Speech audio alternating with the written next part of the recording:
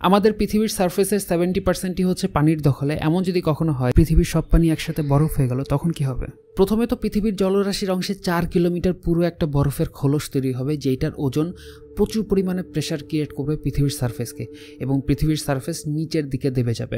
মনে করেন একটা ফোলানো বেলুন আপনি 2 হাত দিয়ে চাপ দিচ্ছেন। বরফের কাজ হলো সূর্যের আলোকে প্রতিফলিত করে পৃথিবীর অ্যাটমসফিয়ারকে ঠান্ডা রাখা। এই সাদা বরফ সূর্যের আলোকে 80% রিফ্লেক্ট করে মহাশূন্যে পাঠিয়ে দেবে, যার ফলে পৃথিবী গরম হওয়ার সুযোগ পাবে না। পানির নিচের উদ্ভিদ এবং অ্যালগি ফটোসিনথেসিসের মাধ্যমে 50 থেকে 80% অক্সিজেন প্রডিউস করে পৃথিবীতে, সেটা বন্ধ হয়ে যাবে। টেম্পারেচার কম থাকায় এবং পানি লিকুইড ফর্মে না থাকায় পানি বাষ্প হতে পারবে না, এবং পানি বাষ্প হতে না পারলে মেঘ হবে না, মেঘ না হলে বৃষ্টি হবে না। 80% গ্লোবাল ট্রেড বন্ধ হয়ে যাবে, কারণ সমুদ্রপথ বন্ধ হয়ে যাওয়ায় জাহাজ চলাচল বন্ধ হয়ে যাবে।